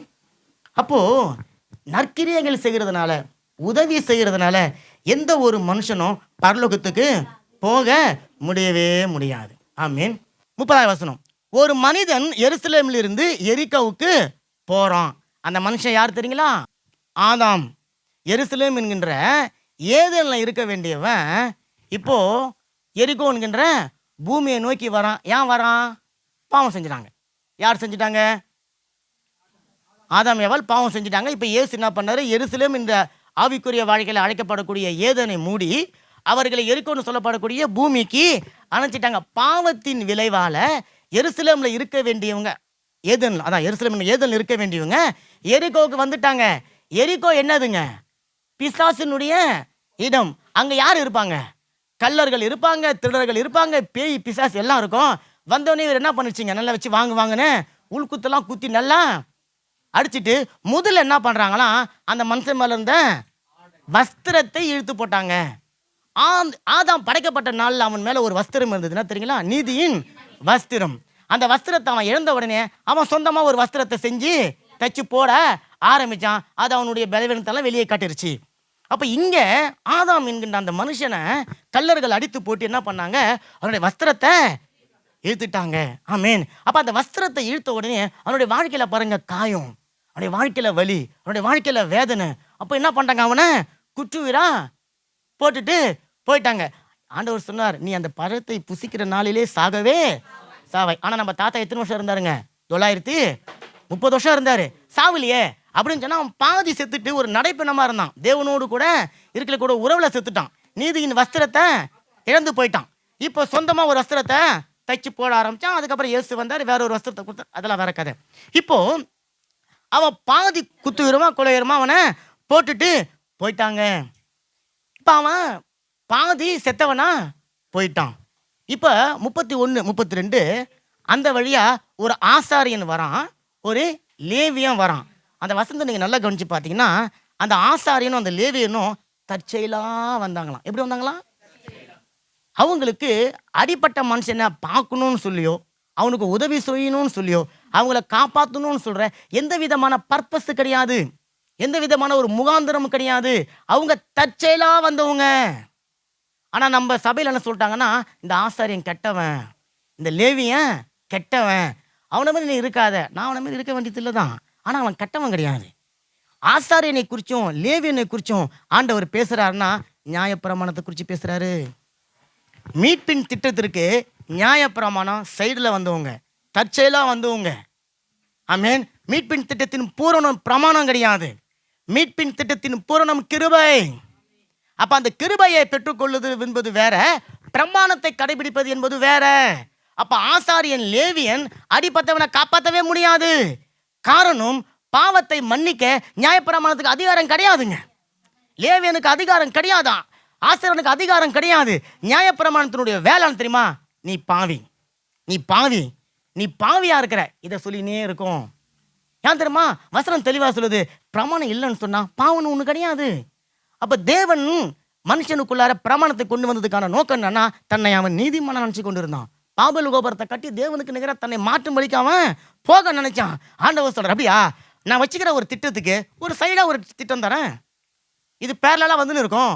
ஆனா அது முடியும் போது இது ஆரம்பிக்கும், இது ஆரம்பிச்சு முடியும் போது நீ மேல வந்துருவ. அப்ப ஆசாரியன் லேவியன் நியாயப்பிரமாணங்க. நியாயப்பிரமாணத்தினால எந்த ஒரு மனுஷனும் நீதிமானாக மாற்றவே முடியாது.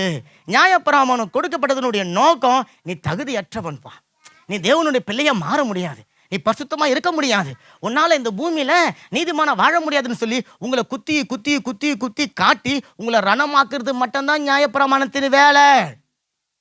ஆமென். எடுத்து ஒரு வசனத்தை வாசிப்போம். Car par les œuvres de la loi, puisque c'est la loi que vient la connaissance du péché. ஆமா, ரோமர் 3:20 தெளிவா சொல்லுது. இப்படி இருக்க பாவத்தை அறிகிற அறிவு நியாயப்பிரமாணத்தினால வருது. ஒரு மனுஷனுக்கு அறிவு வருது, என்ன தெரியுமா? நான் பாவம் செஞ்சிட்டேன்பா, நான் ஒரு பாவி அப்படிங்கிற அந்த அறிவு எப்படி வருதுன்னு சொன்னா நியாயப்பிரமாணத்தினால அவனுக்கு வருது.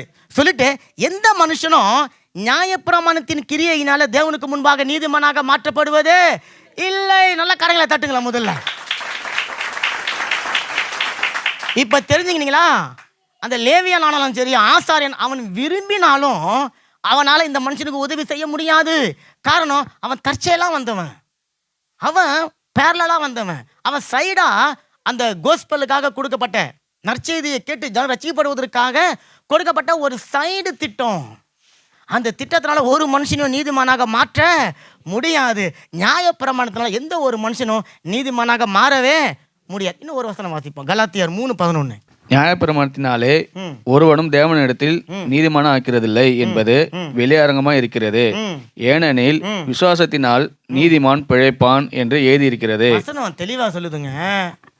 நீங்க நம்புறீங்களோ நம்பலையோ, நியாயப்பிரமாணத்தின்காரர்கள் அப்படின்னு சொல்லி பவுல் அவங்கள குறித்து நல்ல ஸ்ட்ராங்கா போடுறாரு. நியாயப்பிரமாணத்தின்காரர்கள் நியாயப்பிரமாணத்தினால தேவனுக்கு முன்பாக நீதிமானா நிற்கவே முடியாது. அந்த நியாயப்பிரமாணத்தினுடைய நோக்கம் ஒரு மனுஷனை பார்த்து பாவி பாவி பாவி நம்ம சாவர வரைக்கும் சொல்லின்னு இருக்கோம்.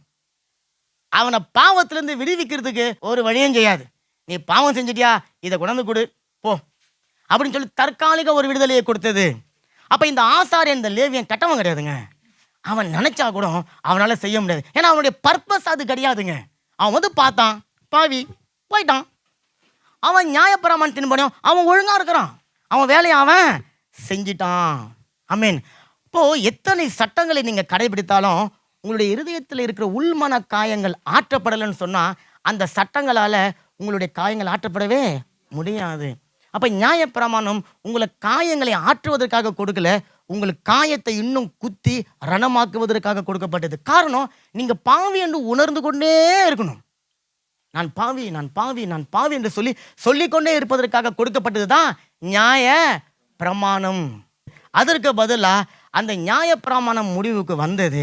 இயேசு கிறிஸ்து சொல்லார், நான் எல்லாவற்றையும் செய்து முடிச்சிட்டேன் அப்படின்னு சொன்ன அந்த முடிச்சிட்டேன் அப்படின்னு சொல்ற அந்த கோஸ்பல் அவன் கேட்கணும், அந்த சுவிசேஷத்தை கேட்கணும். எனக்காக நியாய பிரமாணத்தை என்னிடத்துல இருந்து செய்து முடித்த ஒருத்தர் இருக்கிறாரு, அவரை நான் ஃபாலோ பண்ணணும். இப்போ 10:33 அந்த வசனம் சொல்லுது, பின்பு சமாரியன் ஒருவன் பிரயாணமாய் வருகையில் அவனை கண்டு. இந்த சமாரியன் தற்செயலாய் வந்தான்னு சொல்லி போட்டுக்குதான். சமாரியன் தற்செயலா வரல, சமாரியன் பர்பஸா வராரு. அவனை வந்து பார்க்கிறாரு, அவனை வந்து காண்றாரு. ஆமேன். இப்போ அவன் மேல மனதுருகுகிறார். சரி, உங்களுக்கு ஒரு கேள்வி, ஏன் இயேசு கிறிஸ்து இங்க சமாரியனாக தன்னை வெளிப்படுத்தணும் அப்படின்னு சொன்னா சகோதரி சொன்னாங்க, சமாரியர்கள் யூதர்களால வெறுக்கப்பட்டவங்க.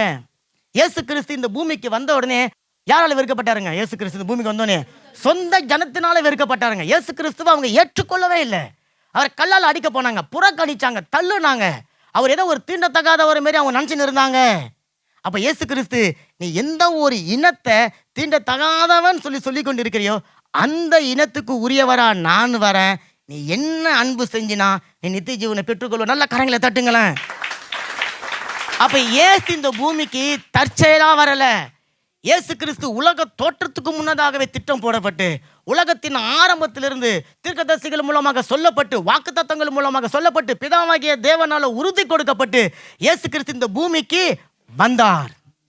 இயேசு கிறிஸ்து இந்த பூமிக்கு வந்தபோது அவர் செய்த ஊழியங்களில பிரதானமாய் ஒரு சுபாவம் வெளிப்பட்டது. அது யாருக்கு தெரியுங்களா? மனதுருகம். நீங்க எந்த ஒரு நற்செயல் இயேசு செய்யறதுக்கு முன்னாடி மனதுருகி. அப்ப இயேசு கிறிஸ்துனுடைய ஊழியத்தினுடைய பிரதானமான சுபாவம் மனதுருகினார். இந்த சமாரியானா வந்த இயேசு கிறிஸ்து அவனை பார்த்து மனதுருகினார். ஆமென். தற்செயலா இயேசு கிறிஸ்து வரலைங்க. பிதாவுனுடைய திட்டத்தின் பூரண கர்த்தாவாக இயேசு கிறிஸ்து வந்தார். ஜனங்களை பாவத்திலிருந்து விடுவித்து பிதாவாகிய தேவனோடு கூட ஐக்கியப்படுத்தி பரலோக ராஜ்யத்தினுடைய பொக்கிஷங்களை பெற்றுக்கொள்ளும்படிக்காக இயேசு கிறிஸ்து இந்த பூமிக்கு வந்தார். வந்தவர் அந்த அடிப்பட்டவனை சந்திச்சார். இப்போ அவன் ஏதெல்லாம் வாழ வேண்டியவன் தான், அவன் தான் பாவம் செஞ்சான், பூமிக்கு தள்ளப்பட்டுட்டான். இப்போ அவனை தள்ளப்பட்டவன் என்று சொல்லி கருதாம தள்ளப்பட்ட இனத்துல இருக்கிற ஒருவராக தன்னை வெளிப்படுத்தி கொண்டு இயேசு கிறிஸ்து அங்க வருகிறார். வசனம் சொல்லுது 34-35, கிட்ட வந்து அவருடைய காயங்களில் எண்ணெயும் திராட்சரசமும் வார்த்து காயங்களை கட்டி அவனை தன் சுய வாகனத்தின் மேல் ஏற்றி சத்திரத்துக்கு கொண்டு போய் அவனை பராமரித்தான். அப்போ இந்த மனுஷனை பார்த்தீங்களா, அவன் என்ன பண்ணுறான், முதல்ல ரோட்டில் கிடந்தவனுக்கு என்ன பண்ணுறாருங்க, காயங்களை கட்டுறாரு.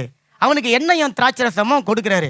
கொடுத்துட்டு தன்னுடைய வாகனத்தின் மேலே அவனை ஏற்றுக்கொண்டு அவர் போய் சத்திரத்தில் விடுகிறார். அப்போ நம்ம ரட்சிக்கப்பட்ட உடனே காயம் கட்டுதல், திராட்சரசம் சாப்பிடுதல், இது எல்லாமே ரட்சிக்கப்படணும். பின்னாடி விளக்கம் சொல்கிறேன். இல்லை ரட்சிக்கப்படுதல். நீங்கள் ரட்சிக்கப்பட்ட உடனே உங்களை அப்படியே அம்போன்னு விட்டுட்டு போகாமல் உங்களை சத்திரத்துக்கு கொண்டு வந்து சொந்த வாகனத்தில் கொண்டு வந்து சத்திரத்தில் ஆண்டவர் வைக்கிறார். சத்திரம் எதை குறிக்குதுங்க? நல்ல காரியங்களை தட்டுங்களேன். சபையில் கொண்டு வந்து உங்களை பராமரிக்கிறார், உங்களை பாதுகாக்கிறார். இப்போ மறுநாளிலே, நல்ல வார்த்தைலாம் தெளிவாக புரிஞ்சுக்கணும், மறுநாளிலே சத்திரத்தினுடைய சொந்தக்காரங்கிட்ட 2 பணத்தை கொடுத்துட்டு போறாரு. இப்போ அந்த சத்திர சொந்தக்காரன் யாருங்க? ஊழியக்காரன். வேற யாருங்க? சத்திர சொந்தக்காரன். சபையை நடத்துறது யாருங்க? இல்லை மேய்ப்பன், பாஸ்டர். வேற ஆவிக்குரிய பாஸ்டர் தான். வேற பரிசுத்த ஆவியானவர். ஆண்டவர் சொல்றாரு, பாஸ்டரை பார்த்து சொல்றாரு, அல்லது ஆவியானவர் பார்த்து சொல்றாரு, அப்பா இந்த அடிப்பட்டனை கொண்டு சத்திரத்தை சேர்த்துட்டான், நீ வச்சுக்கோ, இன்னும் 2 பணம் பிடிச்சிக்கோ, நான் திரும்ப வருவேன். நான் வரும்பொழுது மேற்கொண்டு ஏதாவது ஆகணும்னா உனக்கு கொடுக்குறேன். அவர் 2 பணத்தை கொடுத்துட்டு போறாரு. 2 பணம் உங்களுக்கு தெரியும். 1 பணம் எத்தனை நாள் சம்பளம்? 1 நாள் சம்பளம். 1 பணம் அந்த காலத்தில் 1 நாள் சம்பளம். 2 பணம் 2 நாள் சம்பளம்.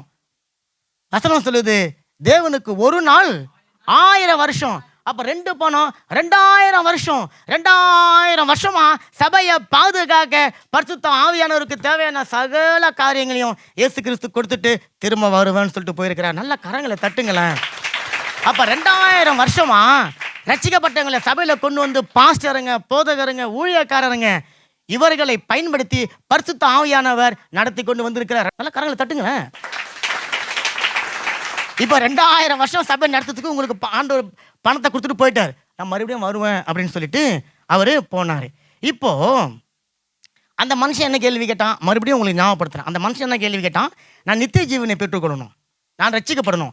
இயேசு சொன்னார், தேவனை நேசிப்பா, உன்னுடைய பிறனை நேசிப்பா அப்படின்னு சொல்லிட்டாரு.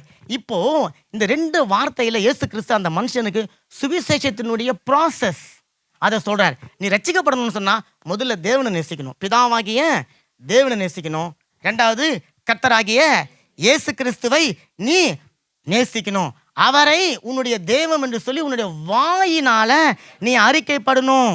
அப்ப நீ அறிக்கை பண்ணும் பொழுது நீ ரட்சிக்கப்படுவாய். ஆமேன். இப்போ அந்த பிறன் யார் அப்படின்னு கேட்கும்போது தான் ஆண்டவர் சொல்றாரு, 3 சாய்ஸ் கொடுத்தாரு. அந்த பிறன் இவன் கண்டுபிடிச்சிட்டான், சமாரியன். அப்ப ஆண்டவர் சொல்றாரு, யெகோவா தேவனை அன்பு செய்யி, உன்னுடைய பிறனை அன்பு செய். இப்போ அந்த மனுஷங்கிட்ட வந்து கேட்டவனே, ஆண்டவர் என்னை அன்பு செய்ப்பா அப்படின்னு சொன்னா அவன் செஞ்சிருக்க மாட்டான். ஏன்னா அவன் இயேசு கிறிஸ்துவை போதகனா தான் பார்த்தான், தேவனா பார்க்கல. அப்போ அவனுக்கு என்னதாம்மா நீ நேசிக்கணும் என்பதை புரிய வைக்கிறதுக்காக ஒரு கதையை சொல்றாரு. அந்த கதையை சொல்லி அவன் வாயிலிருந்து உங்களை தாம்மா நான் நேசிக்கணும் அப்படின்னு சொல்லி சொல்ல வச்சாரு. அப்போ அவன் கண்டுபிடிச்சிட்டான், நான் உங்களை தான் நேசிக்கணும், போ அப்படியே செய் அப்படின்னு சொல்லிட்டாரு. அவன் போயிட்டான். இப்போ போனவன் யார் அன்பு செய்யணும்? பிறன். அதான் யார் அன்பு செய்யணும்? இயேசுவை அன்பு செய்யணும். இயேசுவை அன்பு செஞ்சுட்டான், அவனுக்கு நித்திய ஜீவன் கன்ஃபார்ம், ரட்சிக்க பட்டுட்டான். அதான் நீங்களே நானும். இப்போ நீங்க என்ன பண்ணணும்? இயேசு அன்பு செய்றீங்களா? இப்போ கீழே விழுந்தவனை போய் காப்பாத்துங்க, கீழே விழுந்தவனுக்கு உதவி செய்யுங்க. பிறன் யாருன்னு சொன்னா கீழே விழுந்தவங்க சொல்றாங்க, தப்பு. அப்ப இயேசு கிறிஸ்துவை நாம அன்பு செய்யணும். ரோமர் 10:9 சொல்லுது என்னவென்றால், கர்த்தராகிய இயேசுவை நீ உன் வாயினாலே அறிக்கையிட்டு தேவன் அவரை மருத்துவரிலிருந்து எழுப்பினார் என்று உன் இதயத்தில் விசுவாசித்தால் காப்பாற்றப்படுவ, ரட்சிக்கப்படுவ, நீ பிழைப்ப அப்படின்ற ரகசியத்தை அவனுக்கு சொல்லிட்டாரு. அப்போ அந்த அடிப்பட்ட ஒரு மனுஷனுக்கு அந்த சமாரியன் என்னென்ன செஞ்சாருன்னு சொன்னா ஒரு சில காரியங்களை செய்கிறார். அதை மட்டும் நம்ம பார்த்து முடிப்போம். முதல்ல எண்ணெயை ஊற்றுகிறார், அந்த எண்ணெய் வார்க்கிறார். எண்ணெய் வார்க்கிறது என்பது கிணறு. ஞாபகம் வச்சுக்கோங்க, என்னதுங்க? கிணறு. அந்த மனுஷன் செத்து போக போறான், அவனுடைய சாவிலிருந்து அவனுக்கு புதிய ஜீவனை கொடுத்து அவனை உயிர்த்தழை செய்து அவன் உயிரோடு இருக்கணும்னு சொன்னா அவனுக்கு கிணறு வேணும், தண்ணி வேணும். எவனோ கீழே விழுந்து கிடந்தவன் இப்போ இயேசுவை சமாரியனை பார்த்து பேச ஆரம்பிச்சுட்டான். அப்போ ஏற்றுக்கொள்ள ஆரம்பிச்சிட்டான். அவனுக்குள்ளே கிணற வைக்கிறாரு, எண்ணெயை ஊத்துறாரு. எண்ணெய் என்பது ரட்சிக்கப்படும் பொழுது ஒரு மனுஷனுக்குள்ளார பரிசுத்த ஆவியானவர் வந்து அவனுடைய உள்மன காயங்களை ஆற்றுவது, அவனுடைய பாவங்களை சுத்திகரிப்பது, அவனுடைய பாவத்திலிருந்து அவனை பரிசுத்தத்துக்கு நேரமாக மாற்றுவது. இதுதான் எண்ணெய். இது ஒரு அபிஷேகம். ஆனால் அபிஷேகத்தினுடைய நிறைவு கிடையாது. அதனால எண்ணெய் அபிஷேகம் சொல்லும் போது அது உங்களுக்குள்ளார உங்களுடைய பிரச்சனைகளை ஒழுங்கு பண்ணுவதற்காக பரிசுத்த ஆவியானவர் வந்து உங்களுக்குள்ள தங்கியிருந்து உங்களுடைய காரியங்களை பார்ப்பது எண்ணெய் அபிஷேகம். இப்போ எண்ணெயை ஊற்றுவதற்கான அடையாளம் அந்த மனுஷனுடைய பாவத்திலிருந்து அவனை விடுவித்து மரித்து போகாதபடிக்கு காயங்களை கட்டி பாவங்களை மன்னித்து அவனை ஒரு மனுஷனாக மறுபடியும் மீட்டெடுக்கிறார். இது எண்ணெய் அபிஷேகம். இது பரிசுத்த ஆவியானவருடைய நிறைவு கிடையாது. ரெண்டாவது, அந்த மனுஷனுக்கு என்ன கொடுக்கப்படுது? திராட்சை ரசம். இந்த திராட்சை ரசம் தான் பரிசுத்த ஆவியானவருடைய அபிஷேகம். அப்போஸ்தலர் 2ஆம் அதிகாரத்தில் பரிசுத்த ஆவியானவருடைய அபிஷேகத்தை அவங்க பெற்றுக்கொண்டு இருக்கிறாங்க. அப்போ கீழே இருந்தவங்க என்ன சொல்கிறாங்க? இவங்க எல்லாரும் குடிச்சிட்டு கத்தினுக்கிறாங்க, வளர்னுக்கிறாங்க அப்படின்றாங்க. அப்போ அந்த காலத்தில் குடி எதை குறிக்குதுங்க? திராட்சை ரசத்தை குடிக்கிறது. அப்போ திராட்சை ரசம் அபிஷேகத்துக்கு அடையாளத்தை கொடுக்கிறது. அப்போ ஒன்று பேதுரு சொல்கிறாரு, காலைல 9 மணி தான் ஆகுது. இதை அவனுக்கு நினச்சிட்டானுங்க. என்னடா ஒரு மனுஷன் குடிச்சா தானையா இவ்வளோ சத்தமாக கத்தின்னு கிடப்பான், கூவின்னு கிடப்பான், இவன் எப்படி இந்த பட்டப்பகல் 9 மணிக்கெலாம் குடிச்சிட்டு கத்தினுக்கிறானே அப்படின்னோடனே பேதுரு எஞ்சி சொல்கிறாரு, யோவேல் தீர்க்கதரிசனம் சொல்லியிருக்கிறதுங்க, மாம்சமான யாவர் மேலும் என்னுடைய ஆவியை ஊற்றுவேன். அந்த ஆவி ஊற்றப்பட்டதில்ல, அந்த திராட்சை ரசம் ஊற்றப்பட்டதில்ல, அதனால தாங்க நாங்கள் கத்தினுக்கிறோம், அதனால தான் நாங்கள் பேசினுக்கிறோம்னு சொல்கிறாங்களே. கரைகளை தட்டுங்களேன். அப்போ யோவேல் தீர்க்கதரிசனத்தில் சொல்லப்பட்டிருக்கிற அந்த அபிஷேகத்தை நாங்கள் பெற்றுக்கொண்டோம் என்று சொல்லி பேதுரு சொல்றாரு. அப்போ இந்த திராட்சை ரசம் என்பது பரிசுத்த ஆவியானவருடைய அபிஷேகத்தினுடைய நிறைவு. ஆமீன். இப்போ அந்த யோவேல் 2ஆம் அதிகாரம் 23, 24 வசனங்கள் எடுத்து நீங்க டக்கு டக்குன்னு வாசிங்களா. சீயோன் குமாரரே, உங்கள் தேவனாய கர்த்தருக்குள் மகிழ்ந்து களி கூறுங்கள். அவர் தக்கபடி உங்களுக்கு முன்மாரியை கொடுத்து உங்களுக்கு முன்மாரியை பின்மாறி ஏற்கனவே வர்ஷிக்க பண்ணுவார். களங்கள் தானியத்திலே நிரம்பும், ஆலைகளில் திராட்சை ரசமும் எண்ணெயும் வழிந்தோடும். இது அபிஷேகத்தை பத்தி இங்க பேசல. அந்த இஸ்ரவேல் ஜனங்கள் கர்த்தராகிய தேவனை ஏற்றுக்கொள்ளும் போது அவருடைய வாழ்க்கையில நடக்க போகிற உலக பிரகாரமான ஒரு ஆசீர்வாதம். அந்த உலக பிரகாரமான ஆசீர்வாதத்தில் முன்மாறி ஊற்றப்படும், பின்மாறி ஊற்றப்படும், வயல்கள் வளரும், தளங்கள் நெல் வளரும், கோதுமை வளரும், ஆலைகள்லாம் நல்லா இருக்கும் அப்படின்னு சொல்லிட்டு ஆவிக்குரிய ஆசீர்வாதம் இல்லாமல் உலக பிரகாரமான ஒரு ஆசீர்வாதத்தை சொல்லினே வந்துட்டு 28, 29 ஆவிக்குரிய ஆசீர்வாதத்தை சொல்கிறார். நான் வாசிக்கிறேன் பாருங்க. அதற்கு பின்பு, எதற்கு பின்பு? அந்த முன்மாறி பின்மாறி என்கின்ற அந்த காரியங்கள் வந்த பிறகு, அதற்கு பின்பு நான் மாம்சமான யாவர் மேலும் என் ஆவியை ஊற்றுவேன். அப்போ உங்களுடைய குமாரர் குமாரத்திகள் தீர்க்கதரிசனம் சொல்வார்கள், உங்கள் மூப்பர்கள் சொப்பனம் காணுவார்கள், வாலிபர்கள் தரிசனம் காண்பார்கள், ஊழியக்காரர்கள் மேலும் ஊழியக்காரிகள் மேலும் அந்நாட்களில் என்னுடைய ஆவியை ஊற்றுவேன். இப்போ இங்க அபிஷேகத்தை குறித்து, அபிஷேகத்தின் நிறைவை குறித்து ஆவியானவர் பேசிக்கொண்டு வருகிறார். பேசிக்கொண்டு வரும்போது உலக பிரகாரமான ஒரு சில ஆசீர்வாதங்களை சொல்றாரு. என்ன? திராட்சை ரசம், தானியம் அப்படின்னு சொல்லிக்கொண்டே வராரு. அதை சங்கீதக்காரன் ஆவிக்குரிய ஆசீர்வாதமா மாத்திரம். சங்கீதம் 104:15 சங்கீதம் 104:15 சொல்லுது, மனுஷனுடைய இருதயத்தை மகிழ்ச்சியாக்கும் திராட்சை ரசமும் அவனுக்கு முகக்கலையை உண்டு பண்ணும் எண்ணெயையும் மனுஷனுடைய இருதயத்தை ஆதரிக்கும் ஆகாரத்தையும் விளைவிக்கிறான். அப்ப இந்த எண்ணெய், திராட்சை ரசம், ஆகாரம், இந்த 3 காரியத்தையும் அந்த சமாரியன் அடிப்பட்ட மனுஷனுக்கு செய்கிறார். முதல்ல எண்ணெயை ஊசுறார், எண்ணெய் பூசுகிறார் சொல்லி எண்ணெய் உள்மன காயங்களை ஆற்றுவது, ஒரு தைலத்தை போல உங்களுடைய வாழ்க்கையை புதிதாக்குவது, உங்களுக்குள்ள இயேசு கிறிஸ்துவின் மேலே ஒரு நம்பிக்கையை உருவாக்கக்கூடிய ஒரு காரியம், உள்ளார்ந்த மனுஷனுடைய மனநிலையில் ஏற்படக்கூடிய ஒரு மாற்றத்தை உருவாக்குவது எண்ணெய் பூசுவது. ரெண்டாவது திராட்சை ரசம், பாவ மன்னிப்பினுடைய நிச்சயம். பாவ மன்னிப்பை பெற்றுக்கொண்டு அதிலிருந்து விலகி பரிசுத்தமாக்கப்பட்டு பரிசுத்தவானாய் மாற்றப்படுகிறோம். ரெண்டாவது நம்ம நீதிமானாய் மாற்றப்படுகிறோம். பரிசுத்தாவினுடைய நிறைவை நம்ம பூர்ணமாக பெற்றுக்கொள்கிறோம். மூணாவது ஆகாரம். இந்த ஆகாரம் வசனம் சொல்லுது, அது மனுஷனுடைய இருதயத்தை ஆதரிக்கக்கூடிய ஒரு ஆகாரத்தை இந்த வசனம் சொல்லுது.